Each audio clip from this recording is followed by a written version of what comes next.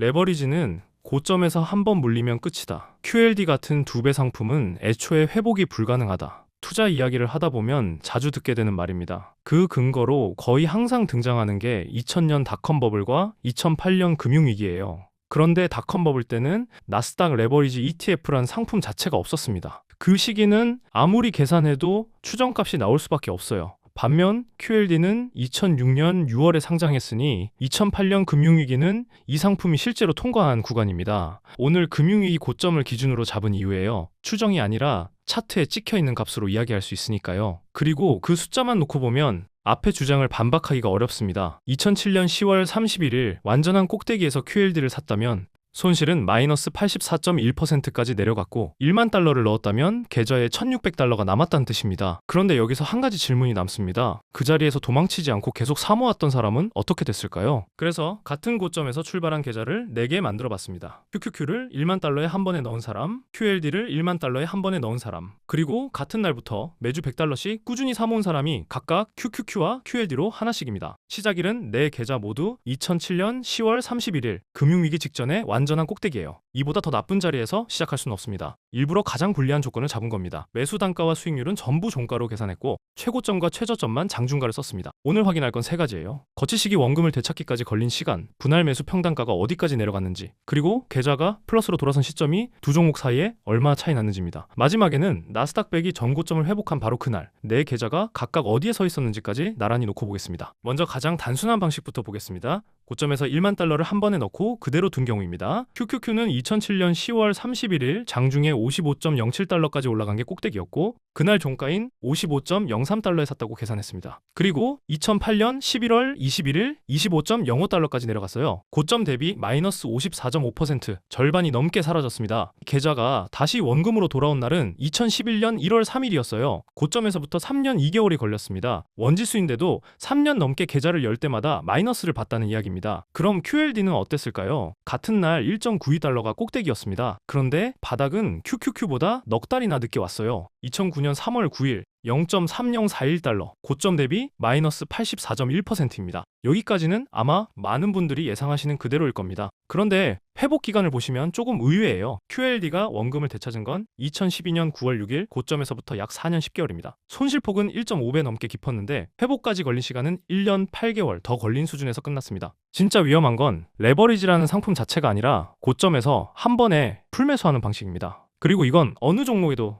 똑같이 해당되는 이야기예요. 원지수인 QQQ도 3년 2개월이 걸렸으니까요. 다만 오늘 확인하려는 건 여기가 아닙니다. 매달 월급에서 적금처럼 계속 사모은 사람은 어떻게 됐을까? 진짜 이야기는 지금부터입니다. 이번에는 같은 날부터 매주 100달러씩 사모았다고 해보겠습니다. 조건을 하나 붙일게요. 시장이 무너지는 동안에도 한 주도 거르지 않았다고 가정합니다. 리먼 브라더스가 파산하고 뉴스에서 대공황 이야기가 나오던 그 시기에도 계속 샀다는 뜻입니다. 그렇게 QQQ가 바닥을 찍은 2008년 11월 21일까지 사면 56주 총 5,600달러가 들어갑니다. QQQ부터 보겠습니다. 첫 매수 단가는 55.03달러였는데 바닥에서 평단가는 43.8달러까지 내려왔습니다. 약 20%가 깎였으니 분할 매수가 제 역할을 한 셈이죠. 그런데 그날 종가가 26.67달러였습니다. 평단가를 아무리 낮춰도 계좌는 마이너스 39.1%였어요. QLD는 더 심합니다. 평단가는 1.91달러에서 1.04달러까지 45% 넘게 깎였습니다. 하지만 그날 종가가 0.3477달러였기 때문에 계좌는 마이너스 66.6%였습니다.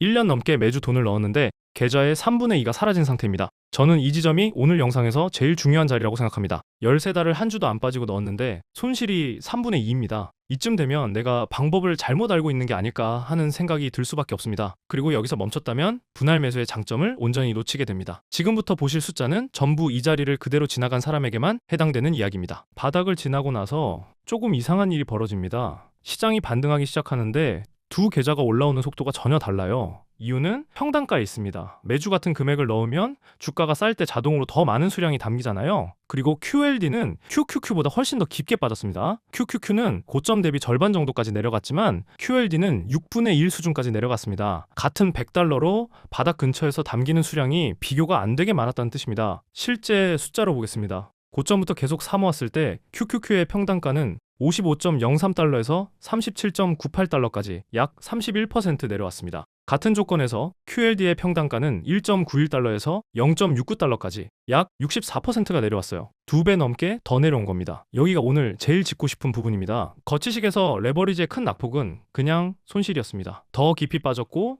회복에 더 오래 걸렸고 좋은 점이 하나도 없었어요. 그런데 분할 매수에서는 똑같은 낙폭이 정반대로 작동합니다. 더 깊이 빠졌다는 건 더 싸게 담을 기회가 더 많았다는 뜻이고 그만큼 평단가가 더 빨리 내려간다는 뜻이니까요. 같은 하락인데 매수 방식에 따라 의미가 완전히 뒤집히는 겁니다. 그리고 평단가가 낮아졌다는 건 수익으로 돌아서는 기준선 자체가 아래로 내려왔다는 뜻이기도 합니다. 주가가 전고점 근처까지 올라갈 필요조차 없다는 이야기예요. 그럼 두 계좌는 언제 플러스로 돌아섰을까요? 판단 기준부터 말씀드리겠습니다. 종가가 평단가 위에서 완전히 마감한 첫날만 인정했습니다. 가장 보수적인 기준이에요. QQQ가 평단가를 넘어선 건 2009년 7월 21일이었습니다. 고점에서부터 약 1년 9개월, 91주 동안 9,100달러를 넣었고 그때 평단가는 37.98달러였습니다. 그럼 마이너스 84%까지 갔던 QLD는 언제였을까요? 2009년 7월 23일입니다. 같은 주였어요. 날짜로는 이틀 정도밖에 차이 나지 않았습니다. 다시 한번 정리해 보겠습니다. 최대 낙폭은 마이너스 54.5%와 마이너스 84.1%로 1.5배 넘게 벌어졌습니다. 한 번에 넣고 기다린 거치식은 원금 회복 시점이 1년 8개월 차이 났습니다. 그런데 매주 사모은 계좌가 플러스로 돌아선 시점은 같은 주였습니다. 낙폭 차이가 회복 시점까지 그대로 이어질 거라고 생각하기 쉬운데 실제로는 그렇게 되지 않았습니다. 앞에서 본 평단가 하락폭 31%와 64%라는 그 차이가 낙폭의 차이를 거의 그대로 상쇄해버린 결과였습니다. 그런데 진짜 이야기가 이어서 나옵니다. 두 계좌가 같은 주에 플러스로 돌아섰다면 그 다음에는 어떻게 됐을까요? 2011년 1월 3일로 가보겠습니다.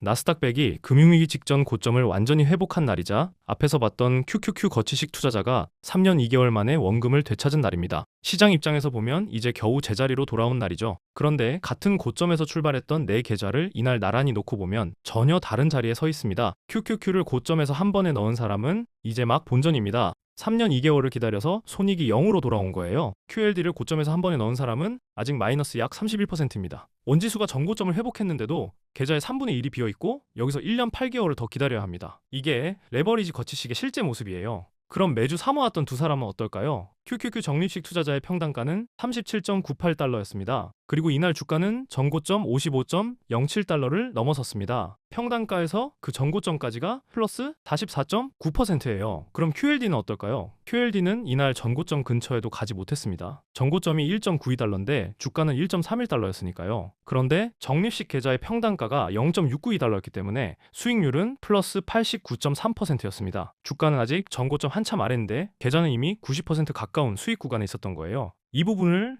조금 더 들여다보겠습니다. 낙폭은 2배가 아니라 1.5배 넘게 더 깊었고 회복은 1년 8개월이 더 걸렸습니다. 손실은 2배보다 크게 회복은 2배보다 느리게 받은 겁니다. 반면 분할 매수에서는 레버리지 배수에 가까운 결과가 그대로 나왔습니다. 이 상품이 원래 하기로 했던 그 일을 한 거예요. 그리고 하나 더 짚고 싶은 게 있습니다. 앞에서 QLD 거치식 투자자는 1.92달러라는 전고점만 쳐다보며 4년 10개월을 기다린다고 했죠. 그런데 적립식으로 사모은 사람에게 그 숫자는 아무 의미가 없습니다. 기준점이 이미 0.692달러로 바뀌어 있으니까요. 같은 종목을 같은 날 시작해서 같은 하락을 겪었는데 한 사람에게는 아직 넘어야 할 벽이고 다른 사람에게는 한참 전에 지나온 자리인 겁니다. 우리가 흔히 말하는 전고점 회복이라는 기준 자체가 꾸준히 분할 매수하는 사람에게는 처음부터 적용되지 않는 개념이라는 뜻이기도 합니다. 지금까지는 계좌가 플러스로 돌아선 시점에 매수를 멈춘 걸로 계산했습니다. 그래야 회복이라는 효과만 따로 떼어내서 볼 수 있으니까요. 양전했으니 이제 그만 사라는 뜻은 전혀 아닙니다. 그래서 멈추지 않고 계속 산 경우도 함께 계산해봤습니다. 2011년 1월 3일까지 한 주도 거르지 않으면 166주 16,600달러가 들어갑니다. QQQ의 평단가는 41.15달러가 되고 수익률은 플러스 34.4%입니다. QLD의 평단가는 0.7768달러, 수익률은 플러스 68.6%예요. 두 종목 모두 같은 날 종가로 계산한 값이라 그대로 나눠볼 수 있는데 약 2배가 나옵니다. 레버리지 배수가 거의 그대로 나온 거예요. 그런데 수익률만 보면 계속 산 쪽이 오히려 낮습니다. 89.3%에서 68.6%로 내려갔어요. 이유는 간단합니다. 2009년 이후는 상승장이었기 때문에 계속 사면 평단가가 다시 올라가는 게 당연하고 실제로 손해처럼 느껴질 수 있습니다. 하지만 투입한 원금이 9,100달러에서 16,600달러로 늘었기 때문에 실제로 손해진 수익 금액은 계속 산 쪽이 더 큽니다. 수익률이라는 숫자와 실제로 불어난 돈이 항상 같은 방향으로 움직이지는 않는다는 이야기입니다. 하나만 더 보고 마치겠습니다. QLD는 2009년 3월 바닥인 3041달러에서 지금까지 찍은 사상 최고가 101달러까지 올라왔습니다. 바닥과 최고가만 이어붙이면 수익률이 33,000%가 넘어요. 앞에서 본 마이너스 84.1%와 이 숫자는 같은 차트, 같은 종목에서 나온 값입니다. 레버리지는